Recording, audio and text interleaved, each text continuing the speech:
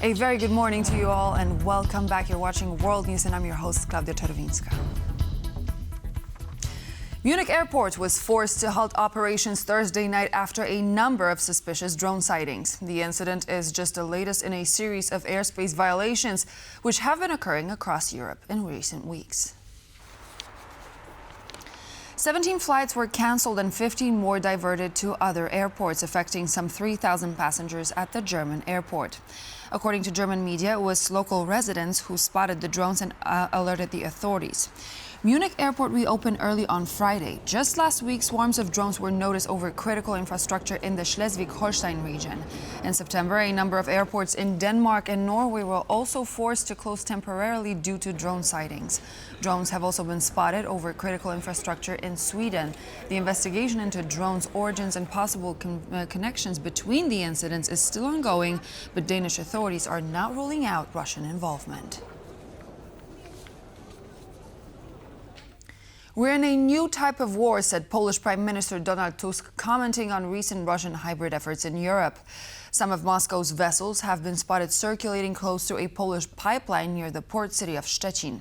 Kazimierz Łysiak has more on the Russian threat in the Baltic region.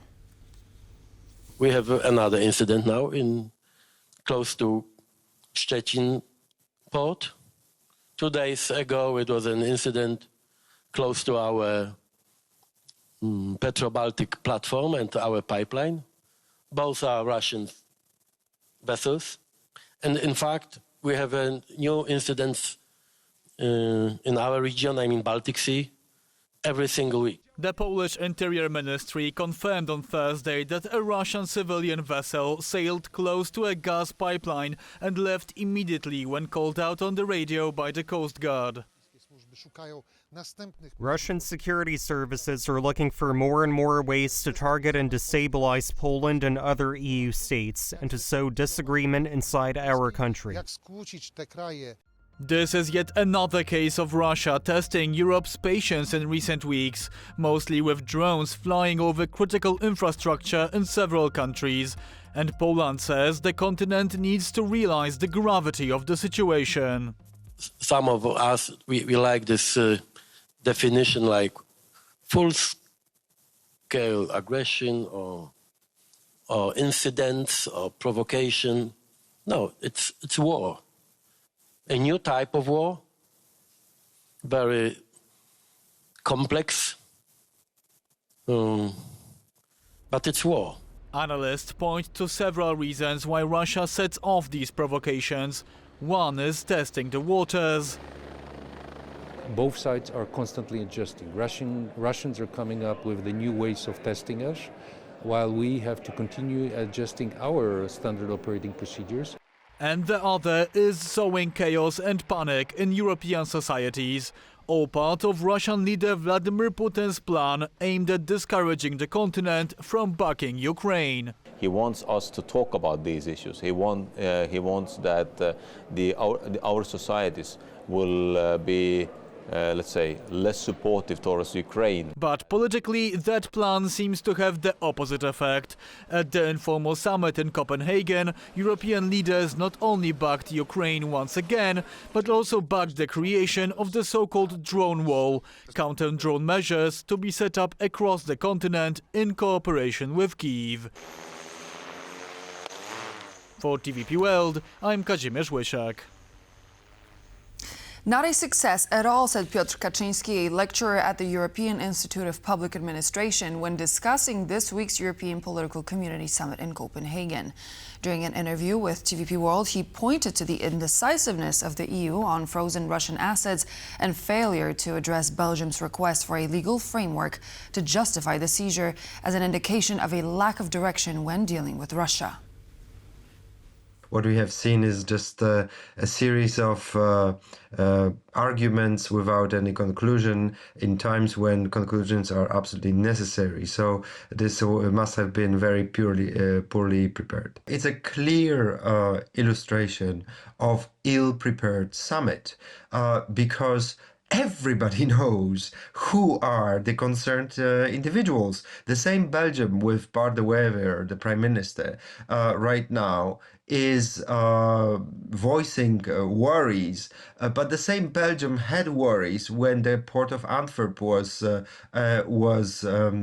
affected, when the diamonds in Antwerp were affected, exports, imports, and trade in diamonds. So those worries can be addressed, but somebody has to address them. And this is clearly a certain homework that has not been done properly by the Commission here, because the worries that Belgium has are not rational. They are very rational, and there must be a way to address those worries. And the Commission cannot just say you're wrong.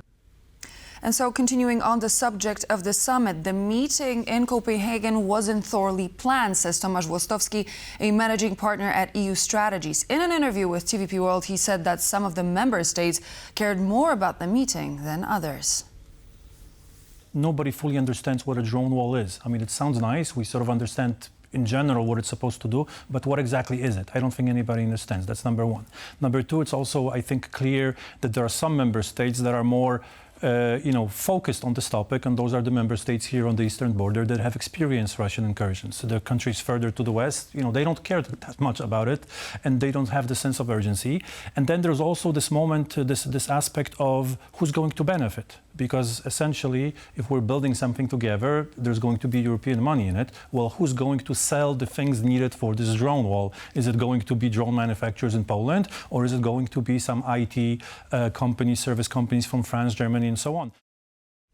All 10 soldiers who went missing during military exercises near Norway's border with Russia in the Arctic have been found. None of them required medical assistance. On Saturday, 10 soldiers went missing in Norway's far north. 5 of them were found on Thursday, the remaining 5 on Friday morning. Search and rescue teams worked for days looking for the troops in difficult mountainous and forested terrain without mobile signal coverage. The police and military used drones, search helicopters, and tracking dogs. The military exercise, in which the soldiers were taking part, started around 2 weeks ago. Czechs head to the polls on Friday and Saturday to elect their new parliament. The election will be pivotal as it could shape the country's domestic direction as well as its international orientation. Polling stations will open at 2 p.m. and operate until 10 p.m. on Friday. The vote will continue on Saturday between 8 a.m. and 2 p.m. After choosing the political party they wish to support, voters may cast 4 preferential votes for individual candidates of the party. After the election, the Czech president will nominate a candidate, usually the head of the winning party, to form a new cabinet and act as the new prime minister. Incumbent Prime Minister Petr Fiala, a conservative pro-Western leader, is a staunch supporter of Ukraine. He faces the current frontrunner, populist Andrej Babiš, who campaigned on increased wages and growth while vowing to limit Prague's support of Ukraine.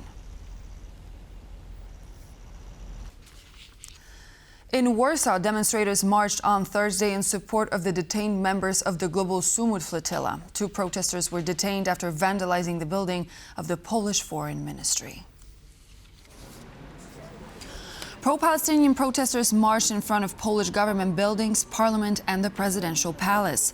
The demonstrators called for the release of activists from the international flotilla who tried to deliver aid to Gaza and were detained by Israeli authorities on their way to the Strip in the international waters.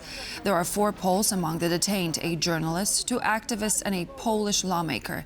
Demonstrators also gathered in front of the Israeli embassy in Warsaw on Thursday to protest Israel's military operations in Gaza. Pro-Palestinian protests also took place in other major Polish cities on Thursday, including Kraków, Łódź, and Poznań.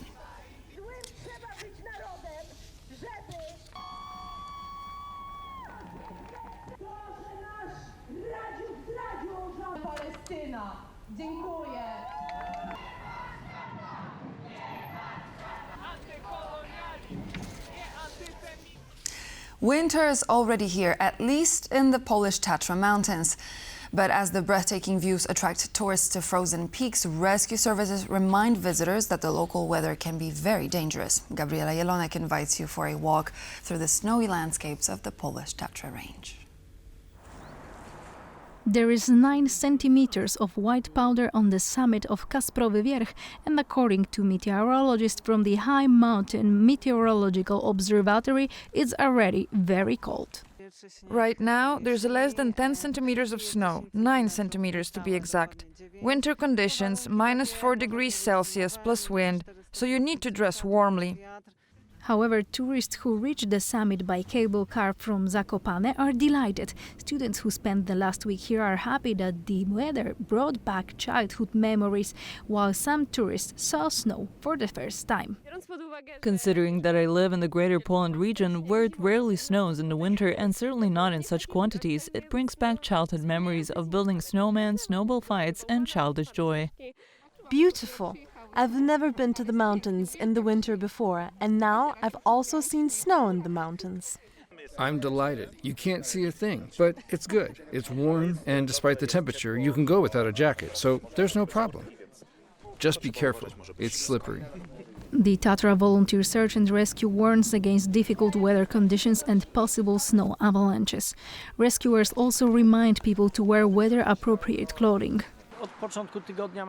Since the beginning of the week, the weather has deteriorated, slowly changing from summer to winter, and we're currently at an avalanche danger level of 1. Due to climate change, autumn snowfall in Poland has been decreasing in recent years. 2023 saw the warmest September in the history of global measurements, while September 2024 came in second. However, snow can be seen in the mountains during autumn. Now we observe another snowfall, but it will last till approximately Tuesday next week. It cannot be understood as a sign of early winter.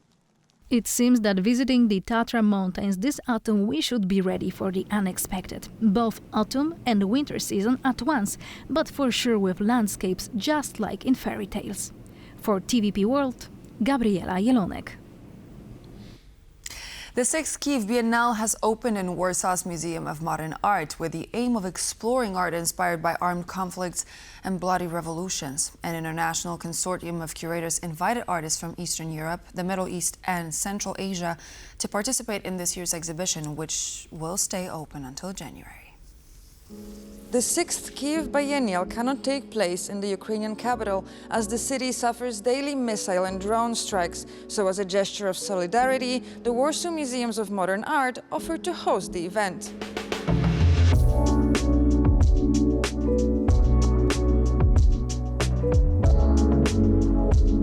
The exhibition is called Near East, Far West, and it really maps the current moment of war, militarization, hatred, but does so across multiple contexts, multiple histories, Ukraine, the Middle East, Gaza, and really asks visitors to think about what's happening on the so-called edges of Europe. The Kyiv Biennial was launched in 2015 after the revolution on the Maidan Square. Curators from the Visual Research Center took part in the protests and decided to carry the revolutionary energy forward.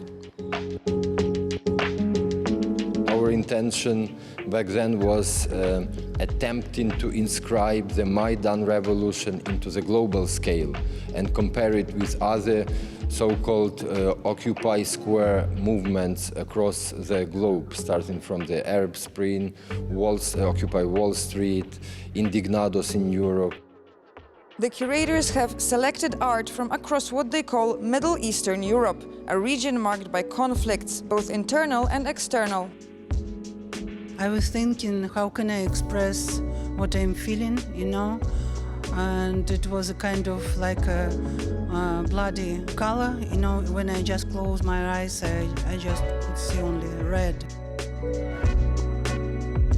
I just arrived. I haven't seen the exhibition yet, but the context feels very relevant with wars all around. Cannons roar, but the muses do not stay silent. The 6th Kyiv Biennial takes place not just in Warsaw and in Kyiv, but also Dnipro, Antwerp and Linz. And the exhibition here at the Warsaw Museum of Modern Art will take place until January 2026. For TVP World, Natalia Komarov. And so this would be all the latest news for now. Thank you very much for joining. I'm Klaudia Czerwińska, and I hope to see you back for another portion of the news in about an hour.